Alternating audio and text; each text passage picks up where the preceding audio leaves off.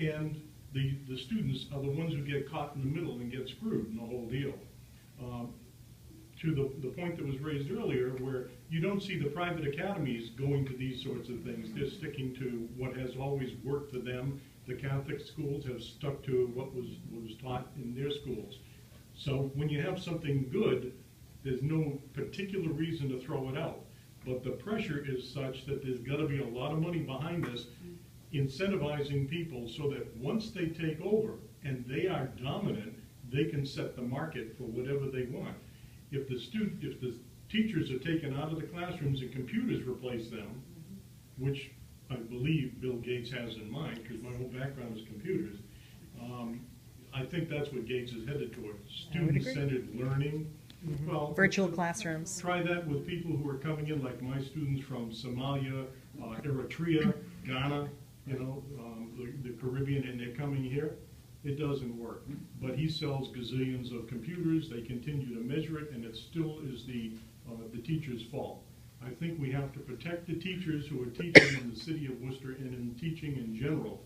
But we have to look at where the money's coming from and why there's so much money flowing down to superintendents and into the various school boards. I don't know if you get any. Well, to Brian's defense here, Brian, for the years that I served with him and this year, he did make a recommendation at budget time to take $650,000, was it, away from the administration and put it back into the teaching and learning. I actually was a second vote with Brian for 2 years. Every budget, we had voted to take the money from the top down and bring it back into, we needed IAs, we needed tutors, we needed more teachers. The crickets are chirping. It was Brian and I, that's it. Diane, I think, voted one time with us too. That was it. That's the 3 votes you had right there.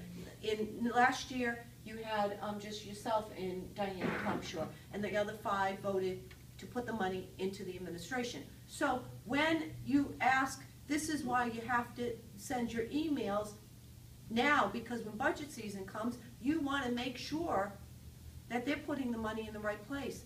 Let them defund some of these things. Let them work on this. But we don't have the money. Our budget in Worcester has increased year after year. We've got a lot of money there. Our discretionary money has shrunk. And that's the important thing. With all the unfunded mandates, we have less and less money to spend on the teachers, the students, the front lines.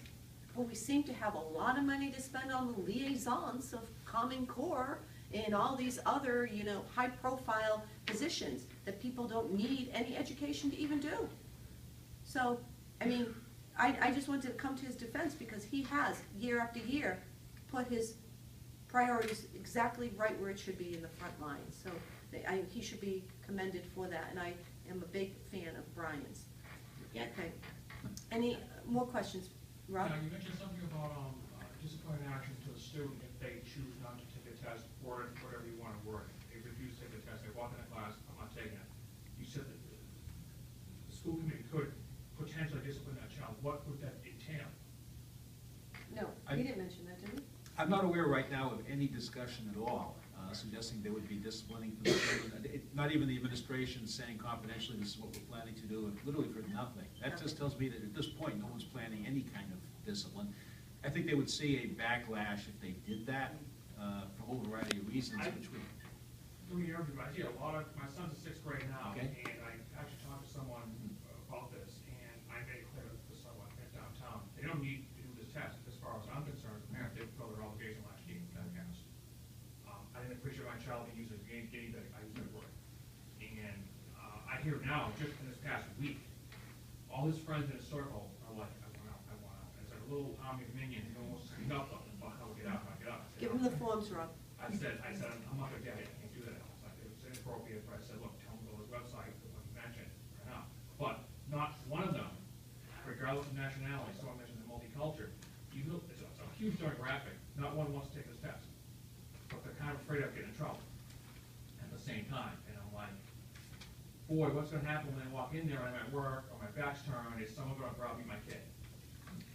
Does that suggest that the school committee in Worcester needs to talk about what the consequences may be for students who are opted out and to assure parents that there will be no penalties. This is the letter. Either grade point average, attendance record, Any kind of truancy, backlash, however. There wasn't one this past piloting when we did park, and it was specifically, I believe, said in the letter that it wouldn't count against the students. Right, So, but next but this year- is why we need the letter from Dr. Boone that specifically states this again. I mean, Mitchell Chester's letter talks about giving the student who refuses the test something else to do. Says nothing about any kind of penalty. So this needs to be reassured to the parents and to the kids. That tells you that the state Board of Ed and the Yeah. commissioner cannot determine a penalty. Right. If he could have indicated a penalty, He he would have. would have. Right, that'd be my thought. Do you That's have a where I'm question? trying to get to Okay. too. Some parents too are like saying, "I'm in trouble." I said, I couldn't like articulate, I wasn't 100% sure. He said, well, either, I think. I'll give you some copies of the opt-out in the letter to send back to your school. Because I Okay. have, you can take whatever I have there, because I can make up plenty. Well, this has to do with the same kind of opting out thing. My children come to my school with me, and my school is one of the schools that opted for park, and I'm opting my children out, and I'm not gonna keep them home. I want to make it known that I'm opting my children out of the test, because Right, you that's want my them to choice. be in I want school. it to be known that I don't want them to take the test, but how is that gonna affect, I don't want that to impact me, because my principal is one of those people that volunteered for this test, and she is all about Common Core and park, and I am absolutely just not, and I think wanna that's, make I sure think that that's a they're- union question, because you're in the union, and the union's there to protect you, and Yeah. I don't have that answer for, you're part of the union, right? Yeah. Okay, so you're a parent, you're part of the union, and you wanna opt your kid out. Right. It's a perfect As a storm. union delegate, and correct me, any other delegates here if I'm wrong. I am too. So Yeah, I'm okay. aware that it's- yeah, I mean. Oh, okay. That decision, you're not telling your students to refuse the test, which would make the principal go after you. You're making a Yes, decision that would as be a parent. a- And that's a unlawful. separate issue, and you've got That's how a I'm hell of a doing it. lawsuit Right. if they try to go after you as a parent making a decision for your child versus like going after the kids in the class. Yeah. Separate thing. That's my thought, but- You've got 7 members of the school committees, I'm speaking really as one, because there's no formal vote, but I would not support any kind of a punishment or a penalty for any child not taking the test. My concern was the opposite, that we have a substantive academic program for those students, so it's not busy work for that time. That's another thing too, is like, what are they gonna do, throw their thumbs? He's ready, he's almost ready for a beat down when he walks in that room that day. You know, I mean, I'm like, I don't tell you, I'm not gonna be in that room. Do I take him home as a protest kind of thing, or? I What's the suspect- 4 days? I suspect if you have enough You have a question? students not taking the test, you get a critical mass as a real incentive to do something for those That's what students. I'm It keeps hoping them- for, but I'm not.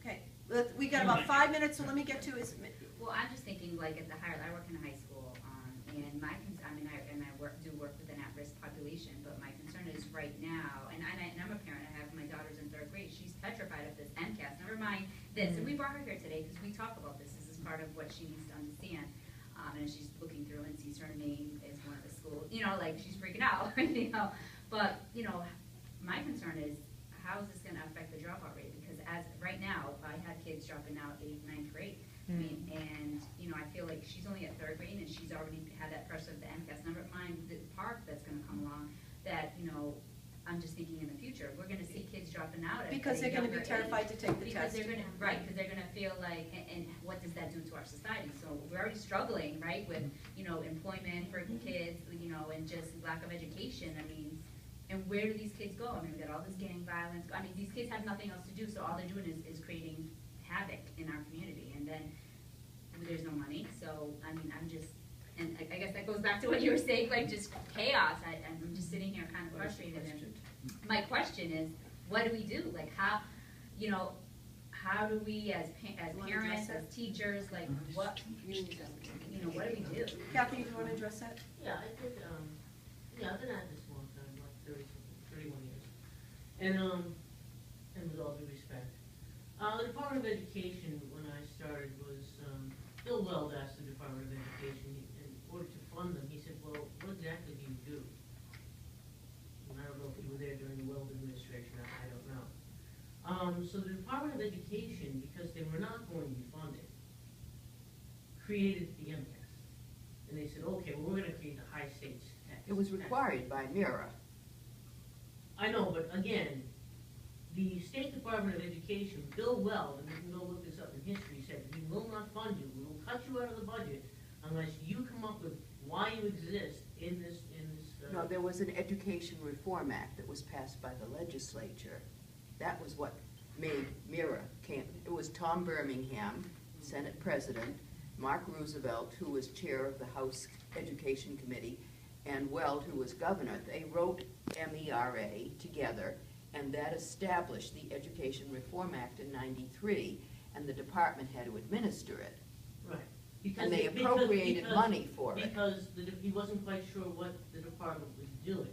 So then they gave them what they were going to do, which was to make a standardized test. My point, having nothing to do with that.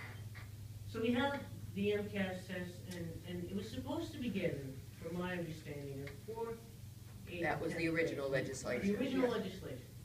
So Or then 8. it became, Yeah. the people said, oh, well, let's do this every year. So all of a sudden, in every elementary school, it became just this outrageous thing that has become this pariah for every kid. And now we have the park. So now the State Department of Education, once again, who brought us the first piece. And I understand how they But it was did it. part of the legislation that I brought understand, it. but- It isn't the but not- department that did it on its own. You have to understand I that. understand that. But I also understand that it was allowed to grow well beyond its rightful place. It became a pariah to every elementary school kid. That was sister- under No Child Left Behind. The department went from 4, 8, and 10, the original legislation, to every 2 grades. And now it's every grade. And So this that's- is because of No Child Left Behind, Congress, that's Ted Kennedy and all the rest, I mean, that was bipartisan, that said under No Child Left Behind that it had to be every grade from 3 to 8. But that was Congress that did it in Oh, okay. 2001. But this is not going to change my argument. So Okay, well, I'm not sure. whether Congress says it and it comes through the Department of Education and they say it, the bottom line is you said it. If we take and we peel back this whole thing and peel back the park and then peel back the MCAS, then you can literally say that the locals and the people can once again go back and create their own curriculums and they can add their own tests and so on and so forth. You said it yourself. The It's problem Race is to we the have to peel Top them all back. and No Child Left Behind. It's not the tests. The tests go with the standards. You've got to get rid of the standards in order to get rid of the tests. The tests go with standards. And Race to the Top is about adopting Common Core standards, and it's part of a package deal. The tests come with the standards, so you've got to get rid of the standards if you want to get rid of the tests. Because under No Child Left Behind, as well as Race to the Top, you've got to have state tests with the standards so that you have accountability. The name of the game is But we accountability. don't have accountability, and that's the point. Well, that's how they passed the law. You've got to change the law. But even as the law stands, and I am an 11th grade English teacher at Darby High School, and I teach students who are new to this culture, and my colleagues teach them, and we have no understanding how students who have been here for 3 years are passing 10th grade MCAS writing tests. We don't even understand it. That I can't. And so, but my address. point is this, it's become this thing, this, oh, we're gonna have it like 3 times, and then we're gonna have it, 3 through 8, and then we're gonna have it every year. It's become this money-making, rotten thing. Well, the tests And have now, grown, I and agree. now, Barack Obama stands there at his State of this, whatever, at the last time he stood up and said, did you see the incredible scores and how many kids are graduating? I have no understanding, we can't even hold people back in the public schools anymore. We're told, don't, because the State Department of Education will look at that, and as they score your school, they'll say, you became too many kids. Well, if you're Worcester, Massachusetts, and you are one of the top 4 immigrant centers in Massachusetts, with Holyoke, with Springfield, and with New Bedford, how are you letting them pass? Okay, remember you've got a Board of Ed that's deciding policy. You've got to put your focus and spotlight on the groups who legally have the authority to make these decisions. The staff in the Department of Ed doesn't. It's the Board of Ed appointed by the governor. The Board of Ed is not looking at these tests. Oh, no, I agree, and but they're the passing problem. kids that are really literate in English. How is that happening? You've gotta find out from your superintendent and the Board of Ed and your commissioner.